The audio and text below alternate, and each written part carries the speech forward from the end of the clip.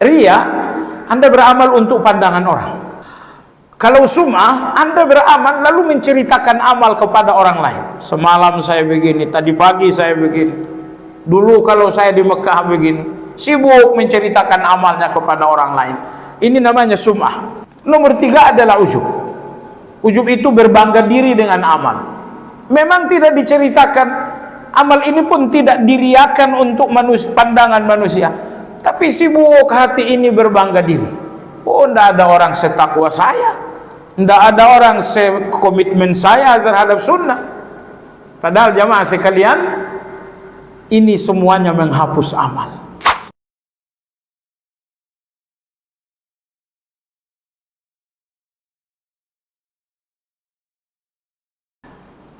Alhamdulillah alladzi hadana lihadza wa ma kunna linahtadiya laula an hadana Allah. Wa ashhadu an la ilaha illallah wahdahu la syarika lah. Wa ashhadu anna Muhammadan abduhu wa rasuluhu la nabiyya ba'dah. Allahumma salli wa sallim ala Muhammad wa ala alihi wa ashabihi wa man ihtada bihadihi wa istanna bi sunnatihi ila yaumiddin.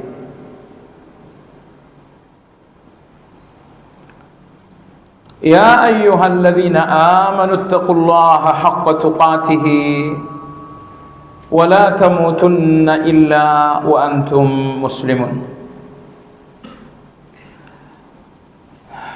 Jemaah sekalian rahimakumullah,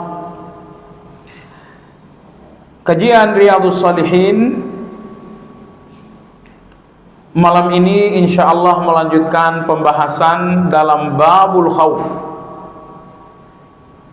bab tentang rasa takut kepada Allah Subhanahu wa ta'ala.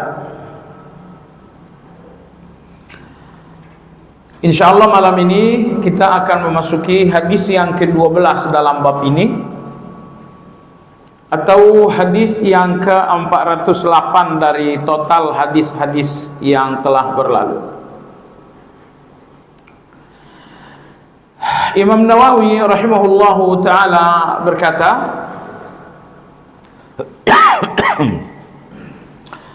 wa an Abi Barzah Nadlah bin Ubaid al-Aslami radhiyallahu anhu,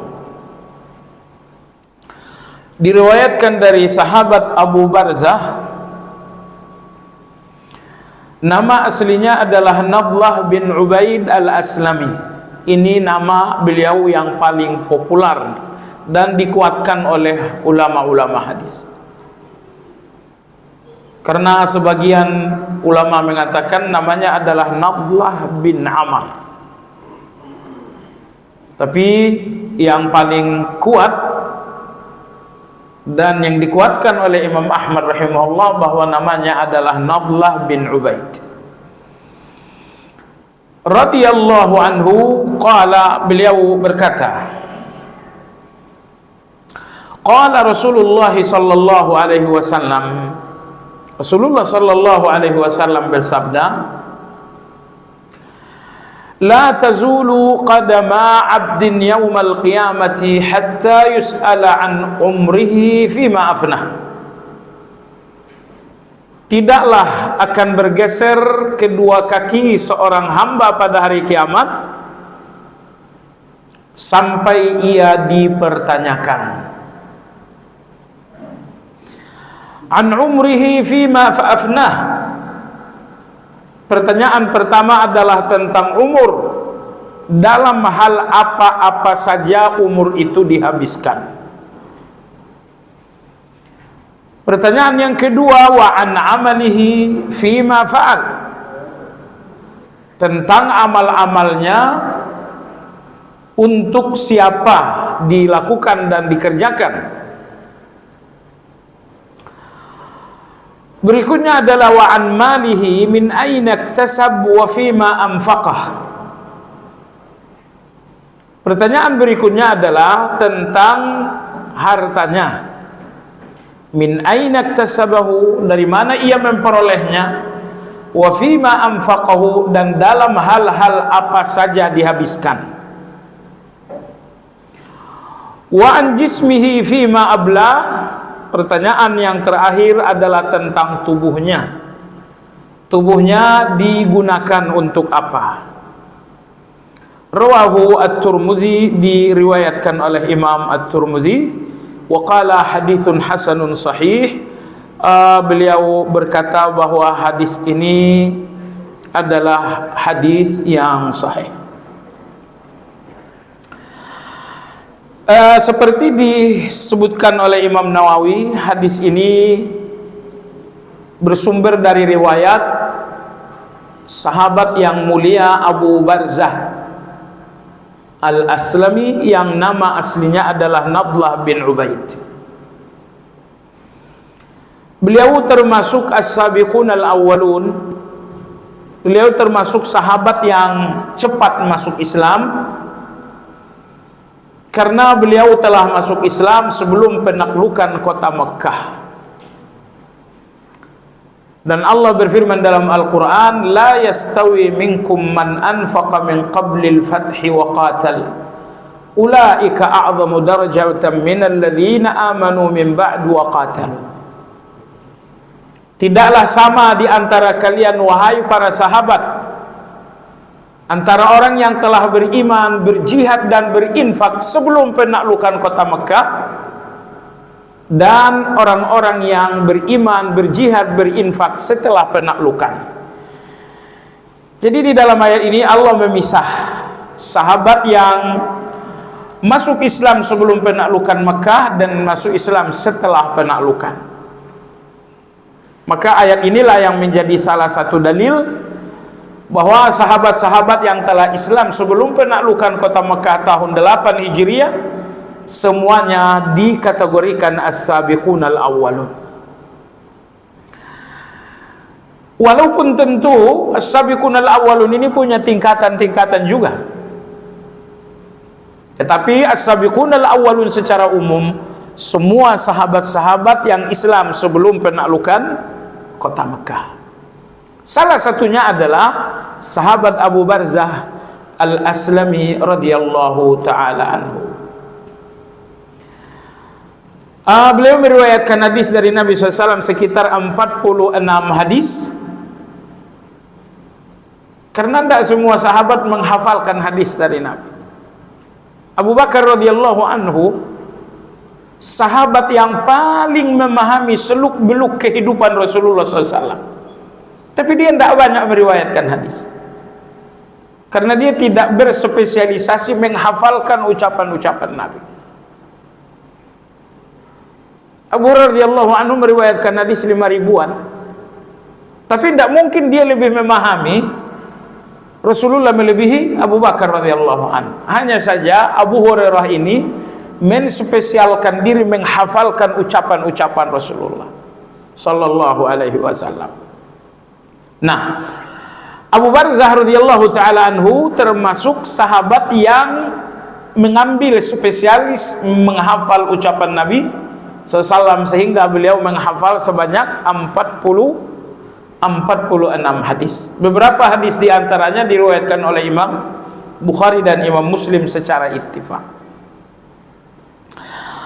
Di kemudian hari, sahabat Abu Barzah ini tinggal di Basrah. Beliau tidak tinggal di kota Madinah. Basrah adanya di Irak yang sekarang. Baiklah jemaah sekalian yang saya hormati, dalam hadis yang berkualitas hasan ini, Nabi kita menyebutkan salah satu agenda di hari kiamat, yaitu agenda hisab, perhitungan. Yang dimaksud dengan hisab, perhitungan, bahwa Allah bertanya dan kita menjawab.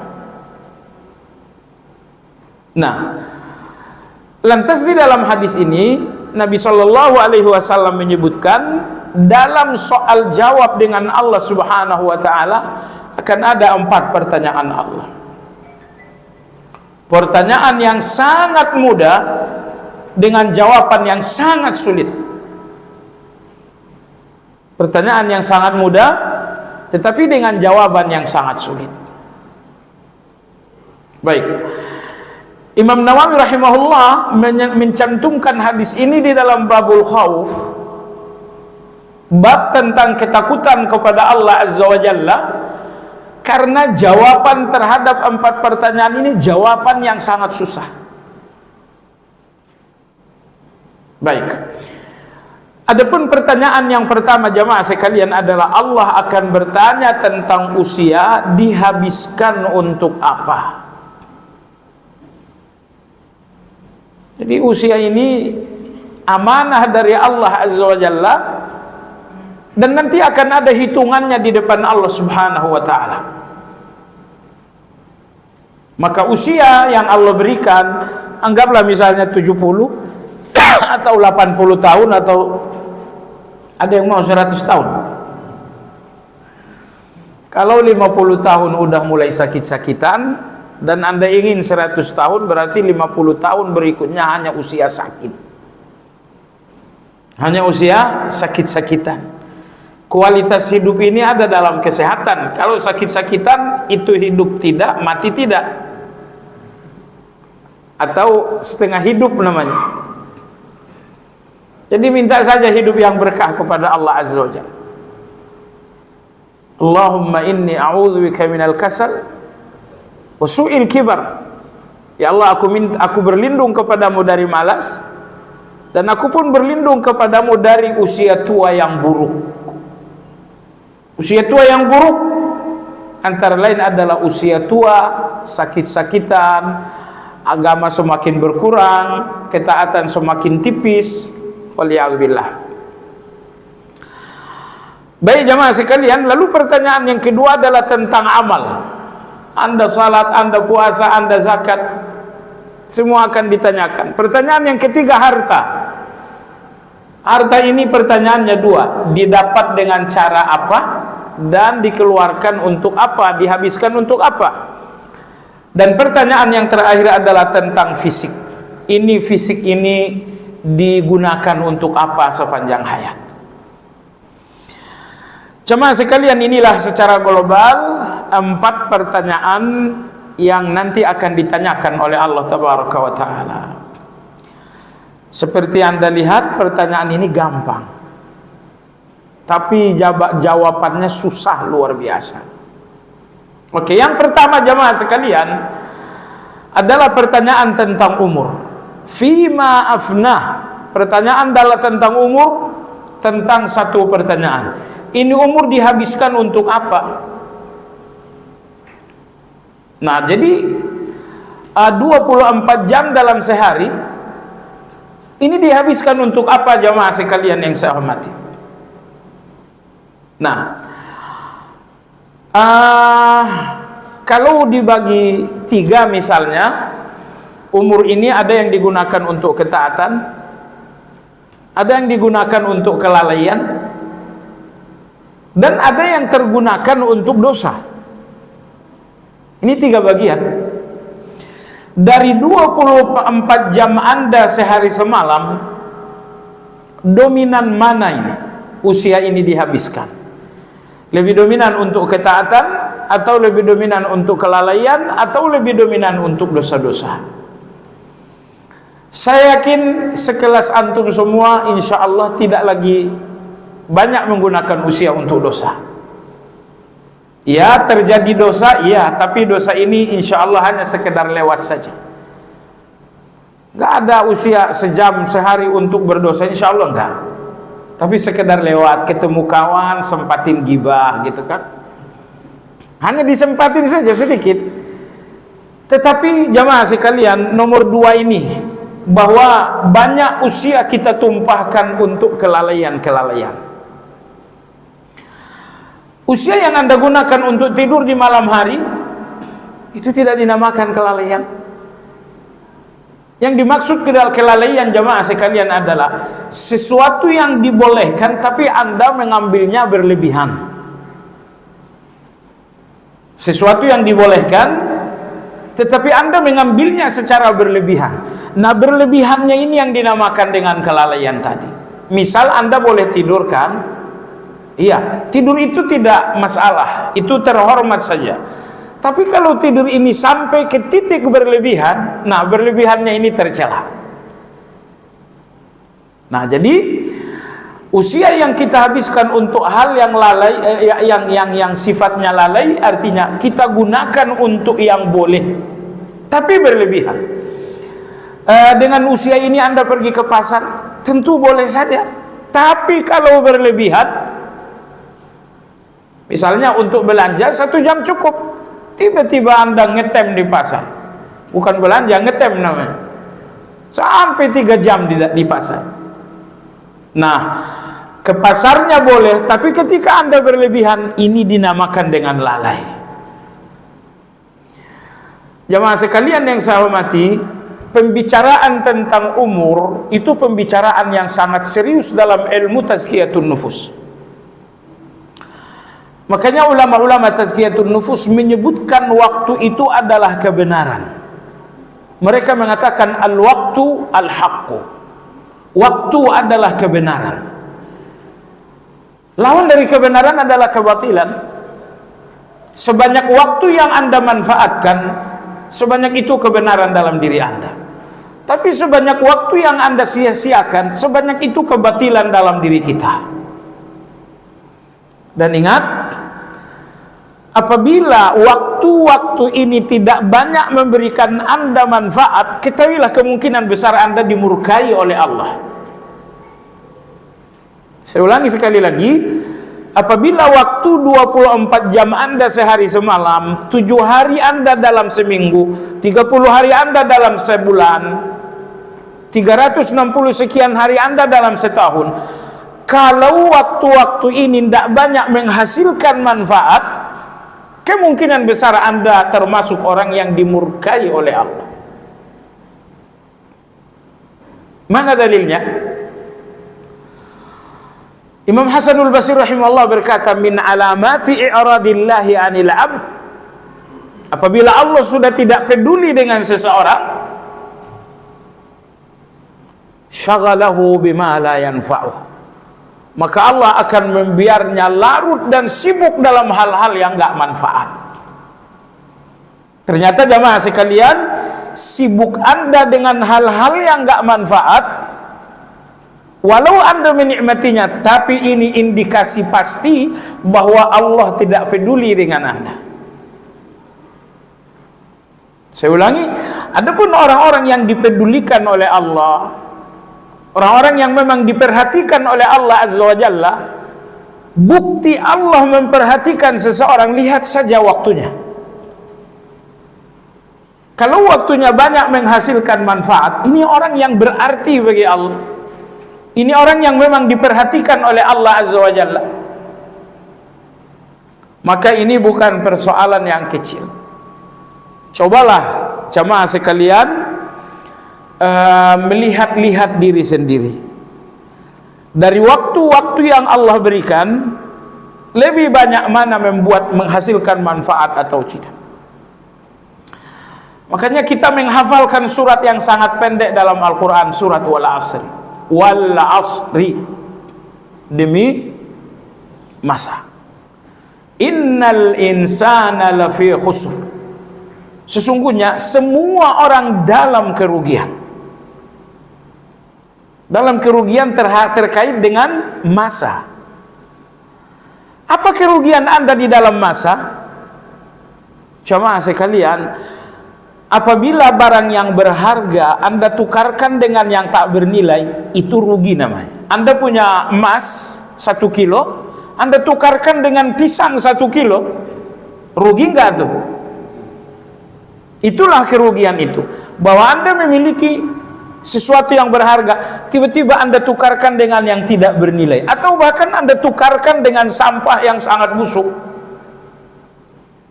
Ini emas 24 karat sebesar banyak 1 kilo, Anda tukarkan dengan sampah yang busuk 1 kilogram.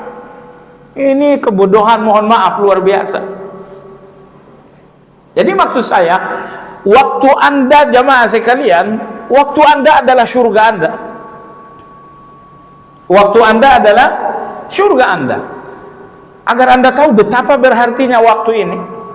Setiap waktu bisa menjadi pintu surga. Satu kali Anda tarik napas dengan nama Allah, subhanallah, itu bisa menjadi surga bagi Anda.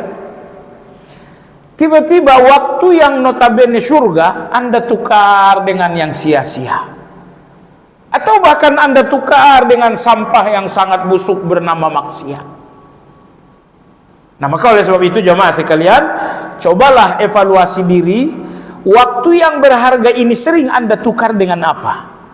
Anda tukar dengan kelalaian, artinya Anda tukar emas dengan pisau. Atau waktu yang sangat berharga ini Anda tukar dengan dosa, artinya Anda tukarkan emas yang berharga dengan sampah yang sangat busuk.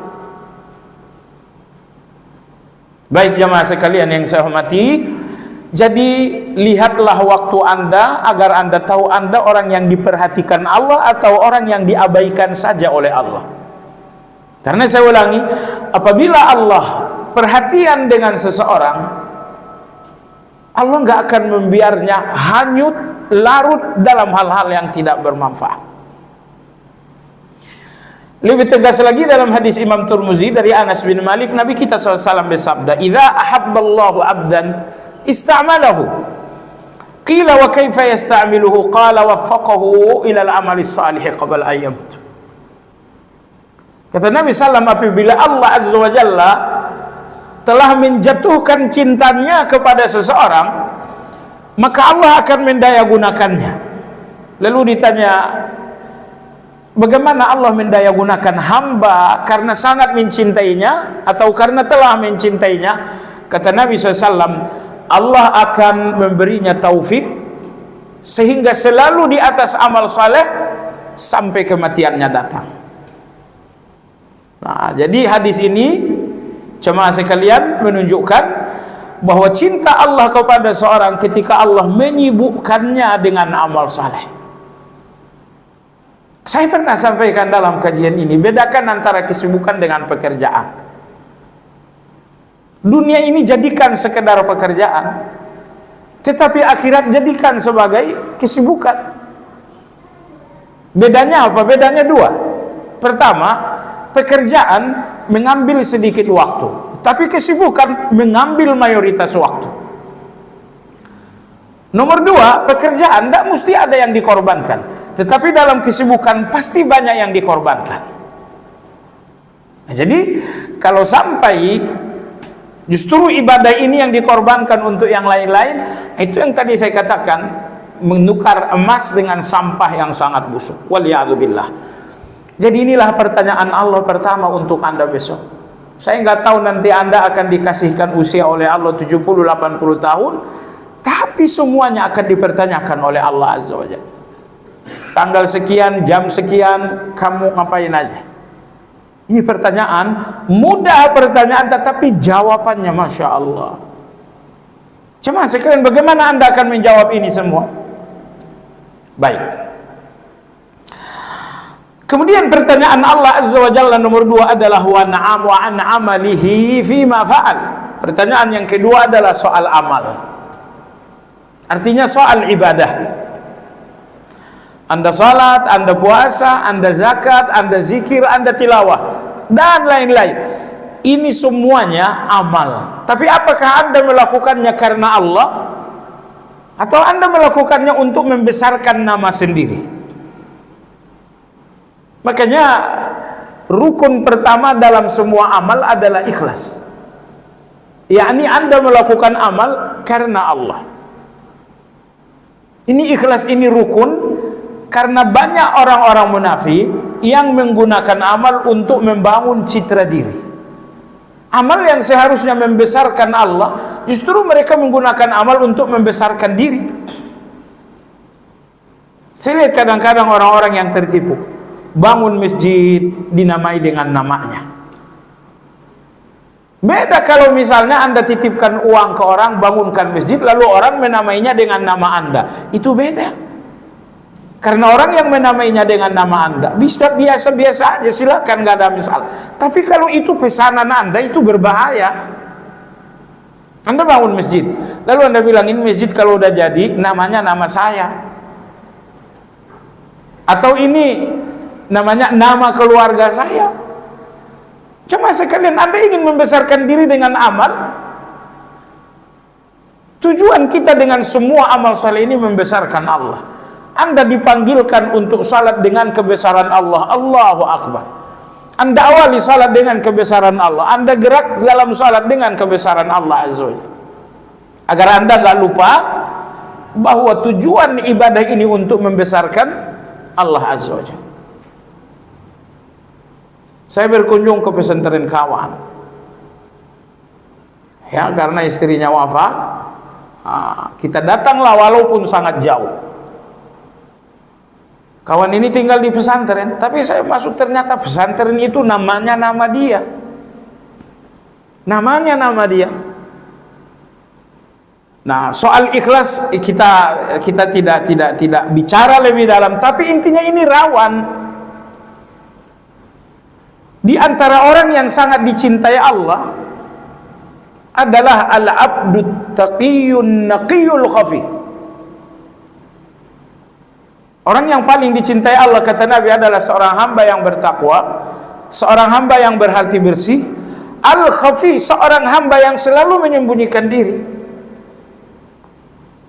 Seorang hamba yang selalu menyembunyikan diri. Sebesar amal yang Anda lakukan, usahakan tetap menyembunyikan diri. Maka sekali lagi, ya, saya husnuzan kepada kawan saya bahwa beliau adalah ikhlas, tapi mencantumkan nama kita di dalam sebuah amal ini sangat rawan. Karena Anda tahu ikhlas ini sangat berat. Maksudnya begini, banyak amal saleh ternyata maksiat disebabkan karena niatnya rusak. Salat sejatinya adalah amal saleh, tetapi sepanjang Anda ikhlas. Tapi kalau salat ini tidak lagi keikhlasan Anda di depan Allah Azza wa Jalla, maka salat ini justru berubah menjadi maksiat Anda di depan Allah. Bukan salatnya yang maksiat, tetapi rusaknya niat Anda dalam akhirnya salat ini jadi sampah di depan Allah, tidak laku sama sekali. Jemaah sekalian, saya berpikir betapa berbahagianya kita yang saat ini masih hidup. Anda tahu arti umur ini dan arti kehidupan ini. Umur Anda adalah pasar. Umur Anda adalah pasar. Anda penjual dan Allah pembeli. Karena Allah Maha Pengasih, Maha Penyayang, Maha Kaya, apapun yang Anda jual semuanya dibeli oleh Allah Azza wa Jalla.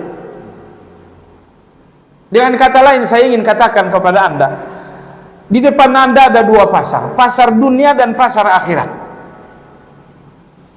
Di pasar dunia, ini jual beli yang Anda lihat, ada mall, ada pasar Ciracas dan lain-lain. Itu pasar dunia. Semua orang mencari untung walau Anda rugi, kecuali sekelompok orang yang masih bertakwa. Tetapi pasar yang kedua adalah pasar akhirat. Anda yang menjual, Allah yang membeli. Tapi tidak banyak orang yang mau masuk di dalam pasar akhirat ini. Rata-rata orang sibuk dengan pasar dunia. Baik, keuntungan luar biasa kita di pasar yang sekarang, bahwa apapun yang Anda jual dibeli oleh Allah Azza wa Jalla. Sekecil apapun Anda lakukan, Anda jual kepada Allah, dibeli oleh Allah. Anda ucapkan subhanallah satu kali, betapa entengnya, betapa kecilnya, tapi karena Anda menjualnya sewaktu pasar sedang buka, Allah beli. Tapi besok sampai di akhirat, Anda ingin melakukan amal yang besar, nggak laku lagi karena pasar udah tutup. Paham maksudnya? Sekarang ini Anda masih hidup kan? Kehidupan Anda ini adalah pasar yang sedang buka. Juallah sebanyak-banyaknya kepada Allah, karena sekecil-kecilnya jualan Anda dibayar mahal oleh Allah. Tapi besok sampai di akhirat, sebesar-besarnya Anda menjual kepada Allah udah nggak laku. Kenapa nggak laku? Pasar udah tutup. Makanya di sini pertanyaan pertama adalah tentang umur, karena umur kita ini artinya adalah pasar yang sedang buka. Anda menjual subhanallah, dibayar oleh Allah 10 kali lipat. Anda ucapkan astagfirullah, dibayar oleh Allah 10 kali lipat.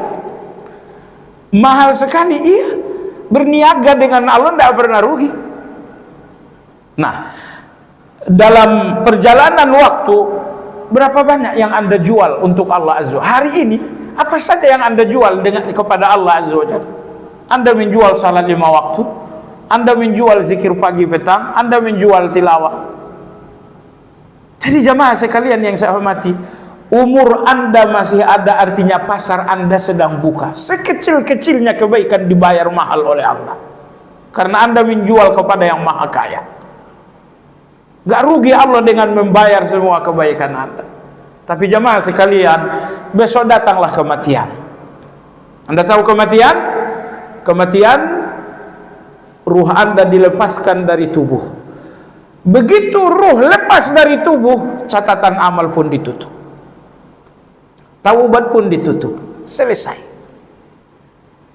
Tapi sekarang Masya Allah, karena umur masih ada, ruh masih dalam dikandung badan, catatan amal ini masih jalan sekarang. Cuman apa yang tercatat untuk Anda hari ini? Baik, jemaah sekalian, umur. Lalu yang kedua adalah amal. Apakah Anda amal karena Allah, ataukah Anda amal untuk nama Anda? Amal untuk nama sendiri, pertama adalah riya, yang kedua adalah sum'ah, yang ketiga adalah ujub. Riya, Anda beramal untuk pandangan orang.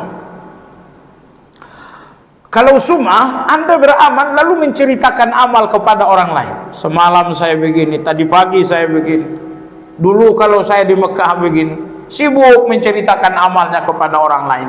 Ini namanya sum'ah. Nomor 3 adalah ujub. Ujub itu berbangga diri dengan amal. Memang tidak diceritakan, amal ini pun tidak diriakan untuk pandangan manusia, tapi sibuk hati ini berbangga diri.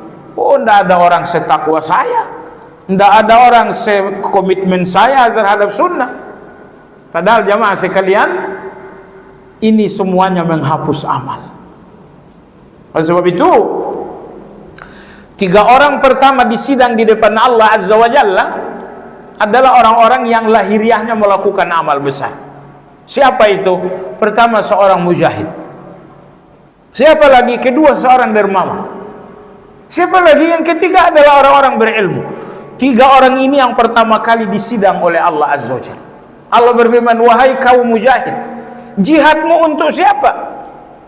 Wahai kau dermawan, dermawanmu untuk siapa? Wahai kalian orang-orang yang berilmu, ceramah-ceramahmu untuk apa dan untuk siapa? Jadi kita orang-orang awam ini hisabnya bukan di orang yang pertama kali dihisab. Kita 3 orang ini yang nomor 1 dihisab di depan Allah Azza wa Jalla. Baik. Kemudian pertanyaan Allah Subhanahu wa ta'ala yang ketiga adalah wa an malihi min aina iktasabahu wa fima anfaqahu. Harta yang Anda miliki, dapatnya dari mana, dihabiskan untuk apa? Pertanyaan saya jamaah sekalian, pertanyaan harta ini kan 2. Ngambilnya dari pintu apa, keluarnya dari pintu apa, kan gitu kan? Dari 2 pertanyaan ini menurut Anda mana yang lebih susah? Ngambilnya dari mana atau habisnya untuk apa? Pertanyaan habisnya untuk apa atau ngambilnya dari mana? Saya kira kita semua sepakat yang paling susah adalah habisnya untuk apa. Jadi misalkan Anda punya uang, anggaplah uang Anda 5 triliun, mau kan? Manusia ini memang serakah jamaah sekalian. Usia berapa? 80 tahun. Mau uang berapa? 5 triliun. Usia udah nggak cukup ngabisin uang, masih aja pengen segitu. Orang-orang beriman tuh nggak pernah melihat kehidupannya lama-lama. Ya, orang-orang beriman itu nggak panjang angan-angan, sehingga orang-orang beriman melihat kehidupan sampai nanti sore saja. Maka ciri-ciri orang yang panjang angan-angan adalah ini, orang-orang nggak melihat kematian di depan mata. Imam Yazid Ar-Ruqashi rahimahullah, beliau mengatakan saatnya tidur berbantallah dengan ingat mati, saatnya bangun pakailah kacamata ingat mati. Ini tidak boleh kita lupa dengan kematian, supaya angan-angan ini enggak panjang-panjang. Logikanya juga, kalau angan-angan Anda panjang, Anda akan sangat menderita. Karena angan-angan itu Anda menginginkan sesuatu yang enggak ada. Bukankah itu penderitaan jamaah sekalian? Keinginan kamu apa? Oh, saya pengen menikah dengan putri dari Inggris. Itu angan-angan. Kamu sedang nyiksain diri sendiri dengan angan yang ini. Maka semakin panjang angan-angan, semakin panjang pula Anda menyiksa diri. Kenapa demikian? Logis. Karena angan-angan itu adalah keinginan yang Anda nggak dapatkan. Menginginkan sesuatu yang nggak Anda dapatkan, bukankah itu hukuman? Bukankah itu pisau? Menyakiti diri sendiri. Orang-orang beriman ini logis. Makanya orang-orang beriman itu sangat berbahagia. Tidak ada orang beriman yang panjang angan-angan. Baik jamaah sekalian yang saya hormati. Jadi mengenai harta ini jamaah sekalian, pertanyaan dapat dari mana? Insya Allah itu gampang. Susahnya adalah habisnya untuk apa? Karena mayoritas uang kita habisnya adalah habis untuk toilet. Jadi maksud saya kan harta ini cuman pertama adalah yang kita pakai, kata Nabi. Yang kita pakai itu akan selesai. Sobek itu akan selesai. Lalu kemudian harta yang kedua adalah harta yang kita makan, itu akan keluar menjadi najis. Nah, kemudian yang ketiga adalah harta yang kita jadikan ketaatan. Hanya ini yang kita miliki jamaah sekalian. Adapun nomor 1 dan nomor 2 itu bukan milik Anda. Nah, lalu sisanya adalah untuk waris. Jadi hanya inilah harta Anda. Kesimpulan harta Anda berapapun banyaknya 4. Yang Anda pakai akan berakhir menjadi sobekan-sobekan. Yang Anda makan akan berakhir menjadi najis. Kemudian yang Anda jadikan ketaatan. Yang keempat sisanya, yang tidak dipakai, tidak dimakan, tidak dijadikan ketaatan, artinya ini waris. Waris ini bukan milik Anda, anak Anda yang akan punya. Anak Anda yang akan punya. Sehingga dari uang yang banyak itu, yang betul-betul berhubungan langsung dengan Anda cuma 3. Pakaian, makanan, dan ketaatan. Nah cuman dari uang dalam sehari Anda jamaah sekalian, yang betul-betul menjadi ketaatan Anda, saya rasa tidak terlalu banyak-banyak banget. Nah, keuangan Anda untuk makan minum di rumah itu ketaatan bukan? Ketaatan enggak? Jelas itu ketaatan jamaah sekalian.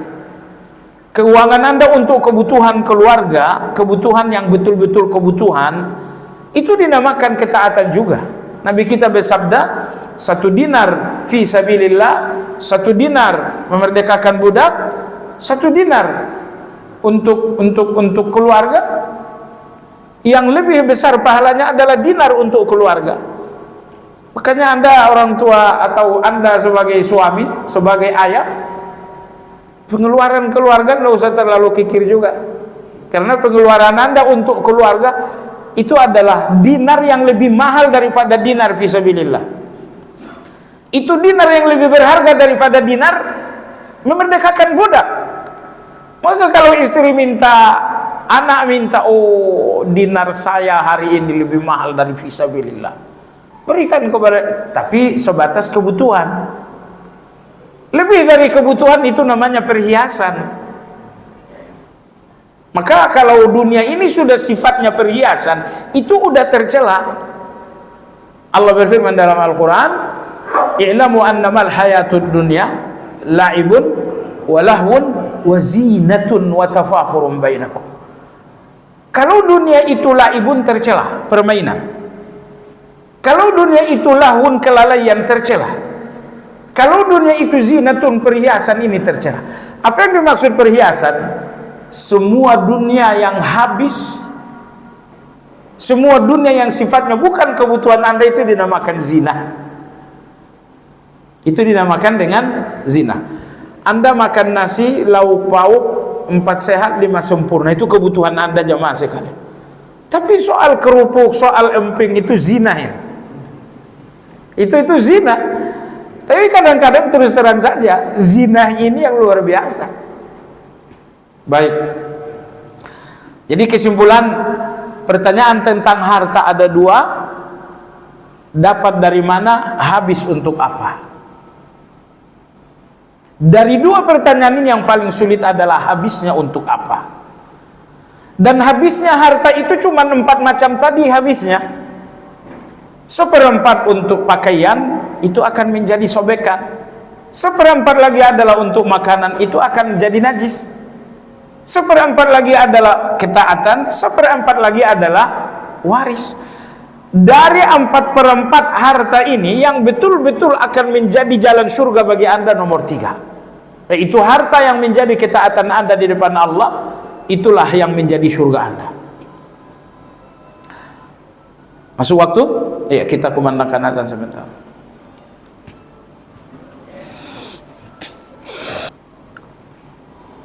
Ya, pertanyaan yang terakhir, wa an jismihi fi ma'ablah. Pertanyaan tentang fisik.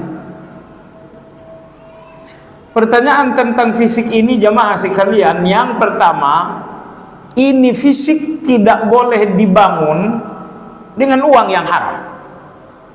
Kullu lahmin nabata min suhtin fannaru auladah. Setiap sekerat daging yang tumbuh dengan makanan yang haram, neraka lebih pantas baginya. Jadi fisik dan badan ini, tubuh ini tidak boleh dibangun dengan makanan-makanan yang haram. Ini nomor 1. Nomor 2, fisik ini tidak boleh digunakan kecuali untuk ketaatan atau hal-hal yang bermanfaat. Fisik kita, kekuatan kita, fisik artinya mata, telinga, ada lisan, ada tangan, ada kaki, itulah fisik. Fisik ini jamaah sekalian, pastikan semuanya dimanfaatkan untuk ketaatan atau untuk hal-hal yang bermanfaat. Mata, telinga, lisan, semuanya manfaatkan untuk menghasilkan ketaatan. Nah, jemaah sekalian, Nabi SAW berkata, tidaklah bergerak, beranjak seseorang nanti pada hari kiamat sebelum ia bertanggung jawab atas 3 hal ini. Tentang umur, tentang amal, tentang harta, kemudian tentang tubuhnya. Tubuh ini jangan sampai dibangun dengan makanan haram, dan jangan sampai kekuatannya digunakan untuk yang haram pula. Imam Al-Qurtubi rahimahullahu ta'ala, beliau mengatakan hadis ini adalah am maksus. Hadis ini bersifat umum, tapi dikhususkan dengan hadis lain.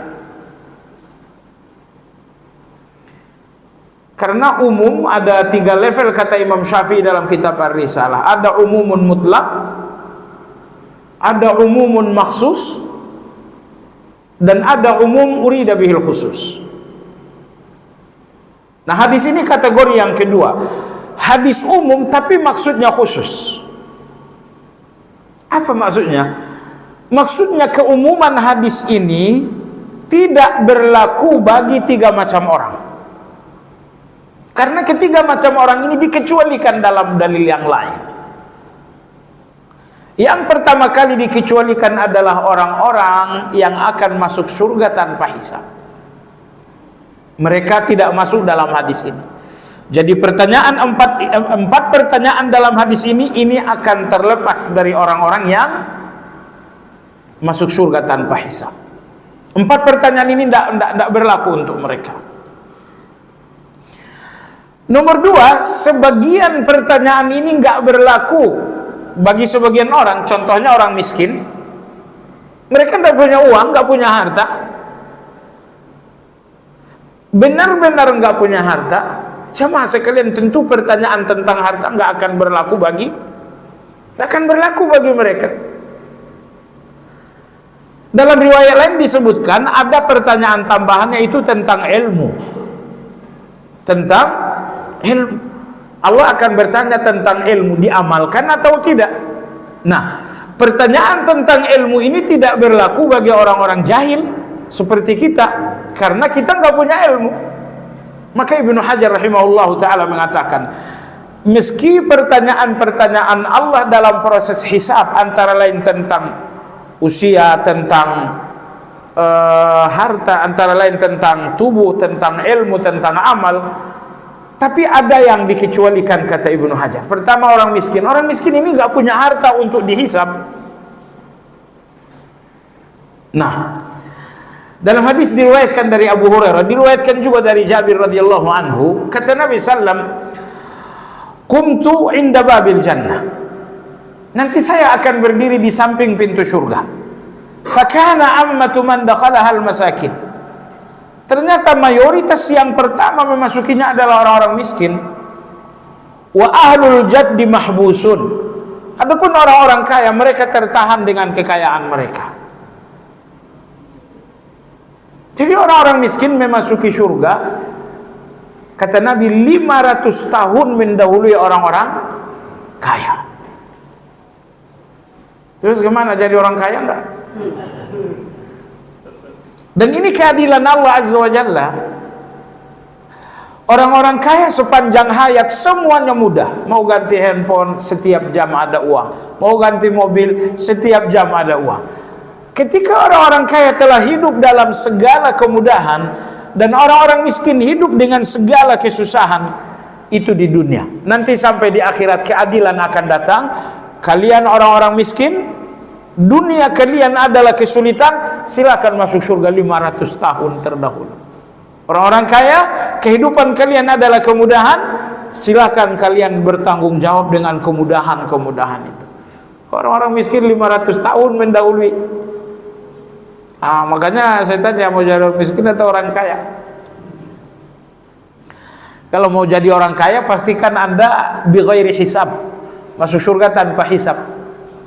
Karena kalau harus menghitung harta yang sangat banyak, jemaah sekalian, bagaimana? Kemudian orang yang dikecualikan juga, kata Imam Ibnu Hajar, adalah orang yang nggak berilmu. Karena dalam riwayat lain, di antara pertanyaan Allah adalah tentang ilmu. Ilmu diamalkan atau tidak? Malam ini Anda ngaji dapat ilmu, diamalkan nggak? Besok Anda ngaji dapat ilmu, diamalkan nggak? Ilmu ini bukan tujuannya untuk pintar. Ilmu ini bukan tujuannya Anda jago berdebat. Tujuan ilmu adalah amal. Ilmu yang nggak jadi amal, malah petaka Anda di depan Allah Azza wa Jalla. Tapi siapa orang yang ilmunya dipersoalkan Allah? Jawabannya orang-orang berilmu. Adapun orang-orang awam, paling-paling Allah nanya 10 ilmu. Sebatas itu kita punya ilmu. Tapi sekelas ustadz, sekelas kiai, habaib yang memang betul-betul berilmu, pertanyaan Allah sesuai dengan jumlah ilmu mereka. Makanya pertanyaan Allah terhadap orang-orang berilmu itu banyak sekali. Tapi terhadap orang-orang awam seperti kita, pertanyaan Allah sangat sedikit. Bagus jadi orang awam. Orang awam itu surganya sedikit. Kalau orang-orang berilmu itu surganya banyak dan nggak kenal usia. Imam Syafi'i udah wafat berabad-abad yang lalu, tapi amal solehnya masih tetap hidup. Kalau kita orang-orang awam ini enggak, kita wafat besok, amal kita pun selesai. Tapi orang-orang berilmu, mereka wafat, berabad-abad ke depan amal soleh mereka masih hidup.